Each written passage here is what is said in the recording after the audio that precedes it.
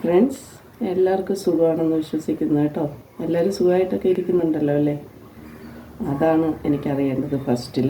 കാരണം എനിക്കിപ്പോൾ 2 ദിവസം കൊണ്ട് സുഖമില്ലായിരുന്നു, ജലദോഷം. എനിക്കും മോൾക്കും ഒക്കെ സുഖമില്ലാത്തൊരവസ്ഥയായിരുന്നു. അപ്പോൾ ഇന്ന് ഞാൻ വ്യത്യസ്തമായ ഒരു വീഡിയോ എൻ്റെ ജീവിതാനുഭവത്തിൽ നിന്ന് തന്നെ പറയുകയാണ് കേട്ടോ. അപ്പോൾ ഞാൻ PGക്ക് പഠിക്കുന്ന സമയത്ത് എക്സാം ടൈം ആയപ്പോൾ നമ്മുടെ വീട്ടിൽ നിന്ന് ഒരുപാട് ദൂരം ഉള്ളത് കൊണ്ട് തന്നെ ഞാൻ എക്സാമിന് 2-3 മാസം മുന്നേ ഒരു ഹോസ്റ്റലിൽ നിൽക്കുന്ന കാലം. ഹോസ്റ്റലിൻ്റെ പേരോ അല്ലെങ്കിൽ ഹോസ്റ്റൽ നടത്തിപ്പുകാരൻ്റെ പേരോ ഒന്നും ഞാനിവിടെ പറയുന്നില്ല, കാരണം അത് ഇനി പറയുന്നതിൽ കാര്യമില്ല. പക്ഷേ എന്നാലും ആ ഒരു അനുഭവം നിങ്ങളുമായി പങ്കുവയ്ക്കാമെന്ന് വിചാരിച്ചു. അപ്പോൾ അതാണ് ഇപ്പോൾ പറയാൻ പറ്റുന്നത്. ഇത് നമ്മളെപ്പോലുള്ള നമ്മളെപ്പോലുള്ള അമ്മമാർക്കും സ്ത്രീകളായിട്ടുള്ള ഏതൊരു പ്രായത്തിലുള്ള ഒരാളിനും റിലേറ്റബിളായിട്ടുള്ള ഒരു കാര്യമാണ് എന്നെനിക്ക് തോന്നി. അതുകൊണ്ടാണ് ഞാനത് ഷെയർ ചെയ്യാമെന്ന് വിചാരിച്ചത് കേട്ടോ. നമ്മൾ പലപ്പോഴും പലരെയും ഇവർ പുറമേ കാണുന്ന കാഴ്ചയിൽ ഇവർ നല്ലവരാണ് അല്ലെങ്കിൽ ഇവരുടെ സ്വഭാവം കൊള്ളില്ല എന്നൊക്കെ വിലയിരുത്താറുണ്ട്. അപ്പോൾ യഥാർത്ഥത്തിലുള്ള ആ കാര്യത്തിലേക്ക് നമുക്ക് പോവാം. വീഡിയോ അവസാനം വരെ കാണുക കേട്ടോ. അപ്പം നമുക്ക് തുടങ്ങിയാലോ. അപ്പോൾ ഞാൻ ഈ ഹോസ്റ്റലിൽ താമസിക്കുമ്പോൾ ഹോസ്റ്റൽ നടത്തിപ്പുകാരനൊരു മനുഷ്യനുണ്ട്. അദ്ദേഹത്തിൻ്റെ ഫാമിലി തൊട്ടടുത്ത് ഹോസ്റ്റലിനടുത്ത് തന്നെയാണ് താമസിക്കുന്നത്. സ്വന്തം വീടാണ്. ഒരു പ്രൈവറ്റ് ഹോസ്റ്റലാണ്, സർക്കാരിൻ്റെ ഹോസ്റ്റലല്ല. അപ്പം വേറെ ഫുഡിൻ്റെ കാര്യത്തിലോ അങ്ങനെയുള്ള ഒരു കുഴപ്പമില്ല. അപ്പോൾ ഈ ഹോസ്റ്റൽ നടത്തിപ്പുകാരനായിട്ടുള്ള അതിൻ്റെ പ്രൊപ്പറേറ്റർ മിക്കവാറും ഹോസ്റ്റലിൻ്റെ അവിടെ വന്ന് എല്ലാവരുടെയും സുഖവിവരങ്ങളും കാര്യങ്ങളുമൊക്കെ. അപ്പോൾ ഗേൾസ് മാത്രമാണ് ഈ ഹോസ്റ്റലിലുള്ളത് കേട്ടോ. അപ്പം ഇദ്ദേഹം നടത്തി വരുന്നത് ഗേൾസ് ഹോസ്റ്റൽ മാത്രമാണ്. അപ്പം ഫുഡിൻ്റെ കാര്യമൊക്കെ ഓക്കെ ആയിരുന്നു. അപ്പം ഇദ്ദേഹം പക്ഷേ എന്നാലും ഈ പെൺകുട്ടികളടുത്ത് സംസാരിക്കാൻ ഭയങ്കര ഇൻട്രസ്റ്റ് കാണിക്കുന്ന ഒരു വ്യക്തിയായിരുന്നു. അപ്പം അതെല്ലാവർക്കും അറിയാം. അപ്പോൾ ഒരു പൂവാലിനെ പോലെയോ ഒക്കെ, എന്നാൽ കുറച്ച് ഏജ്ഡാണ്. അന്ന് നമ്മളൊക്കെ PGക്ക് പഠിക്കുന്ന സമയത്ത് തന്നെ അയാൾക്കൊരു 40, അറൗണ്ട് 38, 39, 40 ഏജ് ഉണ്ടാവും. അപ്പം പക്ഷേ പുള്ളി എപ്പോഴും നല്ല വെൽ ഡ്രസ്ഡ് ആയിരിക്കും. മറ്റുള്ളവരെ ഇമ്പ്രസ് ചെയ്യിക്കുന്ന രീതിയിലുള്ള ഡ്രസ്സിങ്ങും കാര്യങ്ങളും ഒക്കെയാണ്. ഓക്കെ, അപ്പോൾ ഇങ്ങനെ പോകുന്ന സമയത്ത് നമുക്കറിയാം ഇദ്ദേഹം ഒരു സ്ത്രീ വിഷയത്തിൽ കുറച്ച് വീക്കാണെന്നുള്ളത്. പക്ഷേ ഭാര്യയും മക്കളെയൊക്കെ നല്ല 2 പെൺകുട്ടികളാണ്. 2 മക്കളെയും ഭാര്യയും നല്ല രീതിയിൽ സംരക്ഷിക്കും. അതായത് ഫുഡ് കാര്യങ്ങൾ അവരുടെ കാര്യത്തിനൊന്നും ഒരു കുറവില്ലാതെ നോക്കുന്നതായിട്ടാണ് നമുക്ക് ഫീൽ ചെയ്തിട്ടുള്ളത്. അവരും ഇദ്ദേഹത്തെക്കുറിച്ച് പറയുമ്പോൾ വളരെ നല്ല വാക്കുകളും കാര്യങ്ങളുമാണ് യൂസ് ചെയ്യുന്നത്. അപ്പോൾ പക്ഷേ ഈ പുള്ളിയുടെ ഈ സ്വഭാവത്തിനെക്കുറിച്ച് ഒരു പക്ഷേ ഭാര്യയ്ക്കും അറിയായിരിക്കാം. അങ്ങനെ ഇരിക്കവേ നമ്മുടെ ഹോസ്റ്റലിലുള്ള കുട്ടികളെല്ലാം കൂടെ ഒരു തീരുമാനമെടുത്തു. അന്നൊക്കെ ലാൻഡ് ഫോണാണല്ലോ. അപ്പോൾ ലാൻഡ് ഫോൺ വഴി ഇദ്ദേഹത്തിന്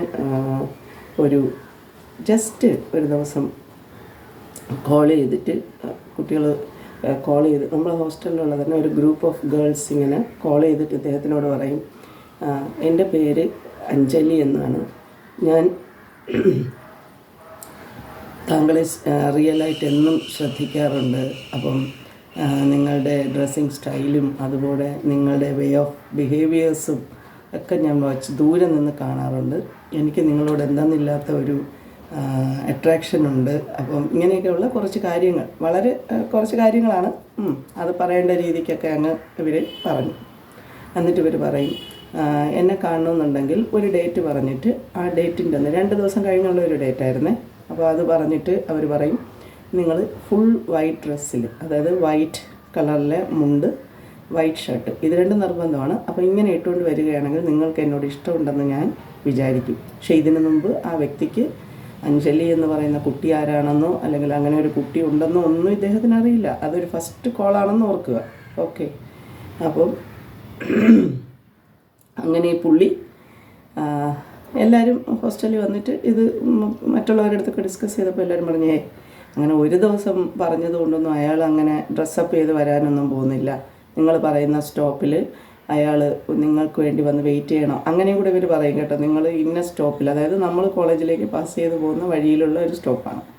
അവിടെ ഇദ്ദേഹത്തിൻ്റെ കാറ് മാരുതി വൈറ്റ് കളറാണ്. അപ്പോൾ അതുകൊണ്ടാണ് ആ വൈറ്റ് കളർ ചൂസ് ചെയ്തത്. അപ്പം വൈറ്റ് ഡ്രസ്സ് ഇട്ടുകൊണ്ട് വരണമെന്ന് പറഞ്ഞു.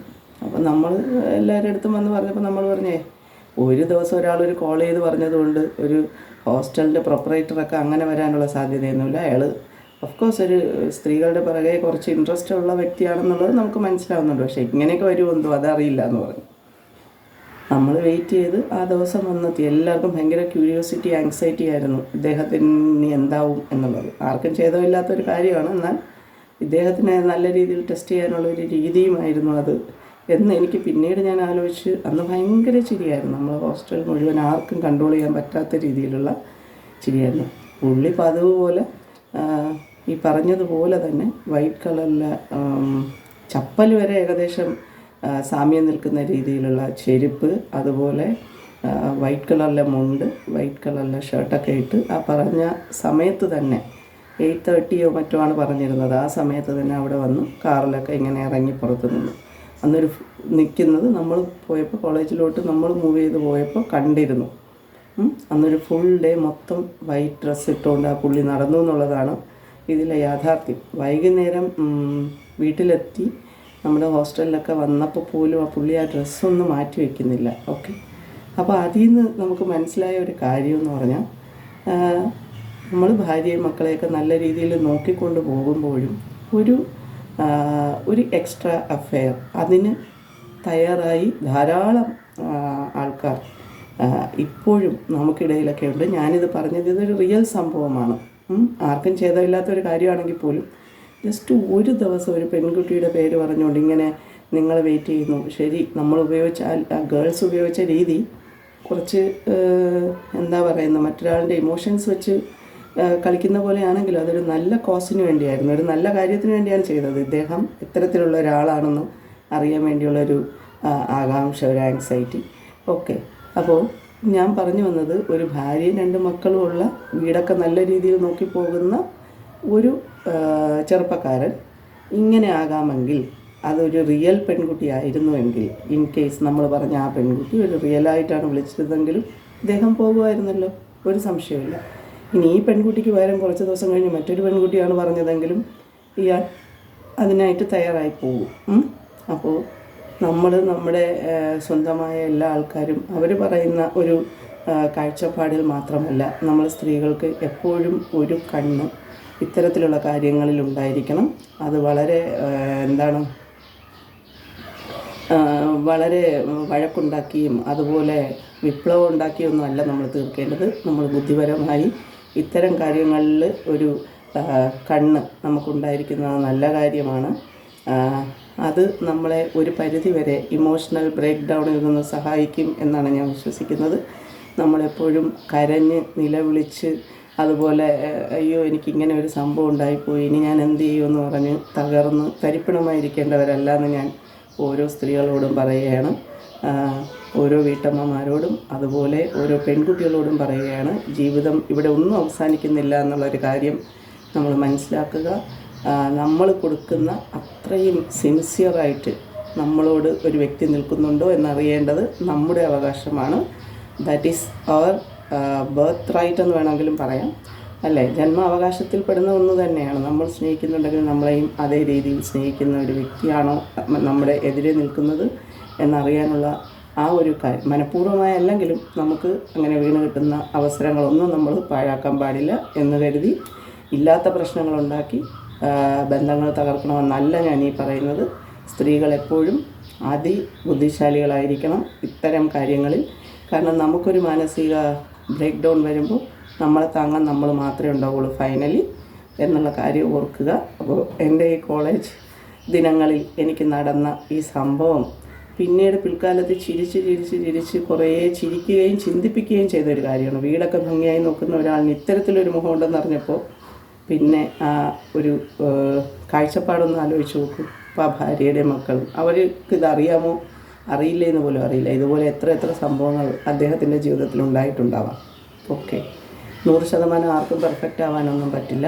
പുള്ളി വീണ്ടും ഒരു കാമുകൻ്റെ റോളാണ്. ഒരു അച്ഛനായി കഴിഞ്ഞാലും ഒരു കാമുകനോ അല്ലെങ്കിൽ ഒരാൾ വിളിക്കുമ്പോൾ കൂടെ പോകുന്ന ഒരാളോ മാത്രമായി തീർന്നു എന്നുള്ളത് ഒരുപാട് എന്നെ പിൽക്കാലത്തിൽ ചിന്തിപ്പിച്ച ഒരു വിഷയമാണ്.